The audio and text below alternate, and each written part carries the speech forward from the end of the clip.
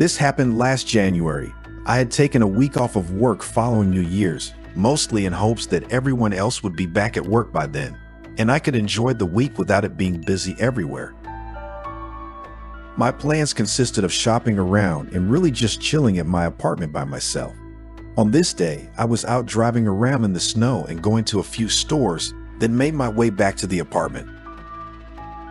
By 7 p.m., I went inside and cooled off, then took a seat on the couch with some snacks I had just got. But then at sometime around 8:30, the PA system in my apartment buzzed, meaning that someone was outside and wanting me to let them in the building.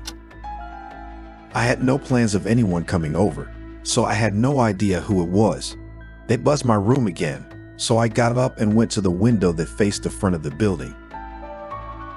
I tried to not lift the blinds too much, only enough for me to see who it was. At the door to the apartment building was a large man. It was still snowy out and kind of dark, but I could tell he was older, like mid-40s, but I had never seen him before. There were only 3 other people living in the complex at the time, so I was at least familiar with who lived here, and he was not one of them. I'd also figured that if he did live here or was visiting one of the other people, then they would let him in. I walked over to the PA system and muted it, then got back to the couch and continued watching TV. I really didn't put any more thought into it and even dozed off several times in the next hour. Eventually, I shut off the TV and went to bed. By then, it had to be around 10. I fell asleep just about as soon as I laid down. A few hours into the night, my eyes shot open to a thud from just outside my room. It was extremely loud, but having just woken up to it, I didn't know what it was or exactly where it came from. My heart was racing as I stared across the room at my door, listening for anything else. It was very quiet now, almost like nothing even happened. I got out of bed and slowly moved toward the door, then leaned my ear against it to listen to the other side. It was still quiet, nothing more than the walls creaking from the building. I turned the handle and looked out into the living room, not seeing anything out of the ordinary. The whole place was really dark though, and for some reason, I still felt like I needed to be quiet and not make myself known. So I left the lights off as I moved through the living room and looked down the front hallway.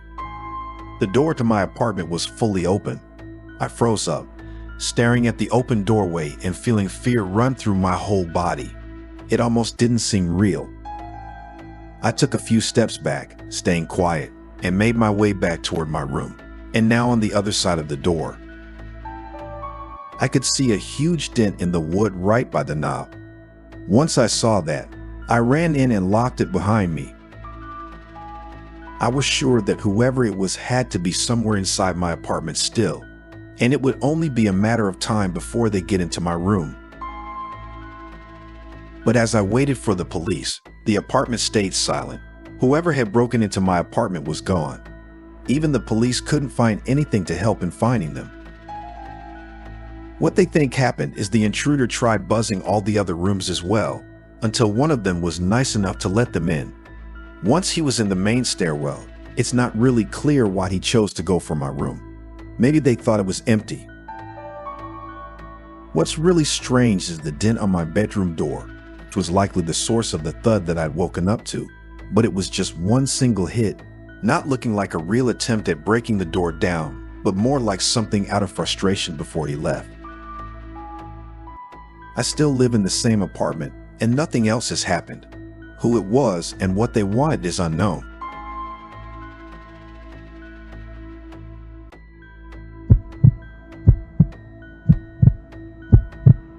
I was visiting my family for the holidays last year. They live 15 hours away, and I usually try to tough it out in one long drive. But this year, snow had come early and made driving a lot slower, so I was prepared to stop at a hotel somewhere along the way. I didn't book anything in advance since I didn't know how far I'd get before wanting to stop. I was just going to pull into wherever and see if they had a room available. When I left, it was barely snowing, but the further out I got, the more snow seemed to be coming down. Roads were still clear, but everyone was definitely driving more slowly and carefully. Around 8 hours into the drive, I still hadn't made it halfway there. I should have been over halfway there at this point, but now I felt like I had to keep going so that my drive tomorrow wouldn't be even longer. The snow had let up a little bit, but it still had accumulated on the road because there were no plow trucks. I drove as long as I could, making it to 12 a.m., before deciding I'd had enough and needed some sleep. I pulled off the next exit and into a small motel parking lot. It was a long one-story building with 10 or so rooms. As expected, it wasn't the nicest looking place. The outside looked really old, and even the lights on the sign were dim and half burnt out. I parked in a random place near the rooms and got out, walking up to the main entrance area. Inside, it was a very small room with a front desk, but there was a sign propped up on the counter. It said, "Be back in 15, with a little picture of a coffee cup on it. The chances of me arriving while the worker was taking their break just showed my lack of luck on this drive. I walked out and back to my car, but this time when I looked around the parking lot, I noticed something that I hadn't before. It was completely empty. I stood there in the cold and looked for a minute and didn't see a single car.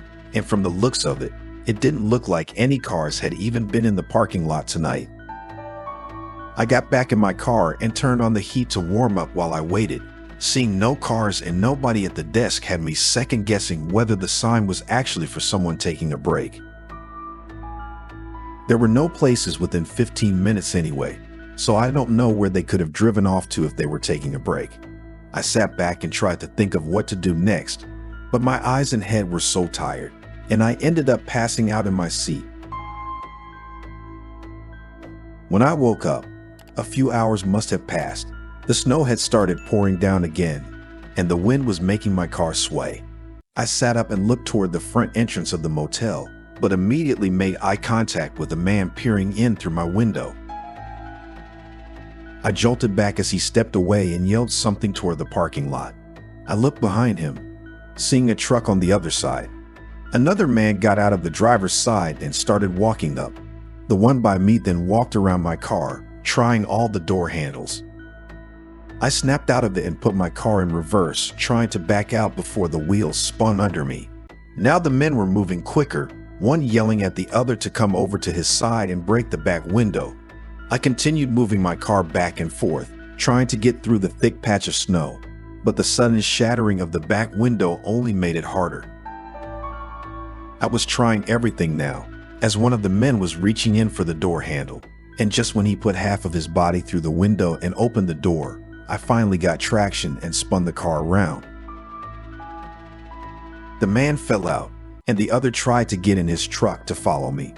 As I turned the car and made my way out of the parking lot, once I was back on the road though, they stopped following me.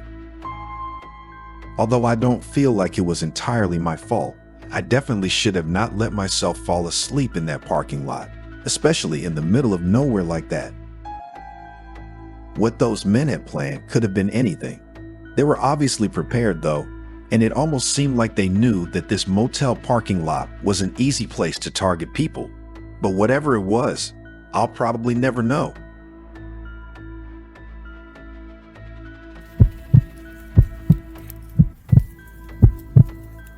It was early December. I was at home this night, spending my day off inside by the fireplace.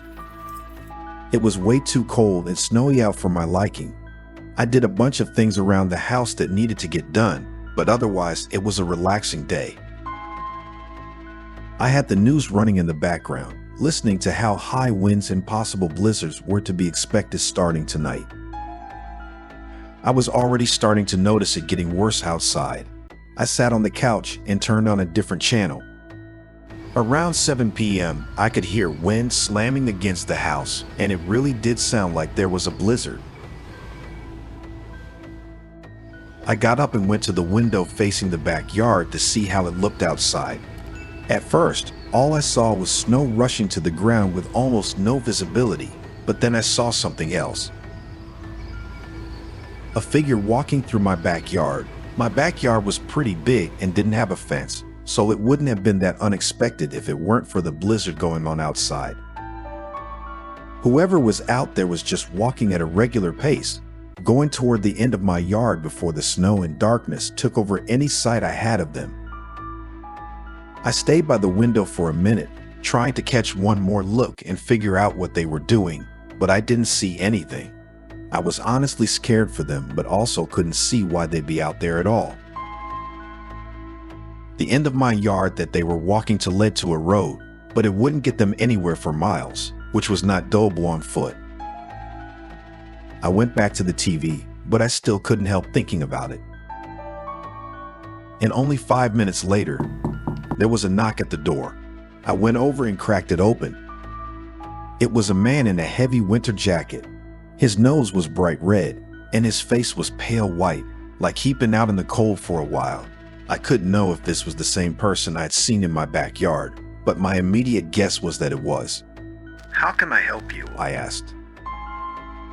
The man let out a humble smile and spoke through shaking teeth that he was waiting for a ride to pick him up, and asked if he could stay in my house for a few minutes to shelter from the cold, just until the ride got here.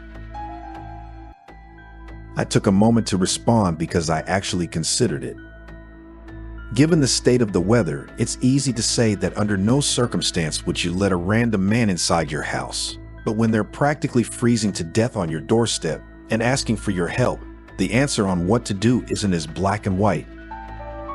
I told him he could wait on my porch, which had an overhang that blocked the snow, and offered to give him an old jacket of mine if he needed it. The man didn't look too happy, but just nodded and went off to the side and sat on the chair I had out there. I closed and locked the door, then went upstairs to grab my old jacket. It was way too big for me and was in horrible condition, but obviously, that shouldn't matter in this kind of scenario.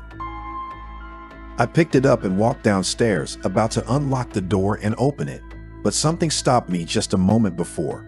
I don't know what it was, but it made me hesitate. I leaned over and looked through the peephole. The man was now standing right up against the door with his hand on the handle, like he was preparing to push it open as soon as I unlocked it. I felt my heart rate increasing as I took a couple of steps back and quietly pulled my phone out to dial 911. As I whispered into the phone, I just stared at the door with wide eyes, knowing what was waiting for me on the other side. Once the police said they were on their way, I slowly crept over and looked out again. The man wasn't there, not on my porch or anywhere in my front yard. He was just gone, like he knew that I had called the police. Nothing else was found that night, and no signs of him ever showed up again.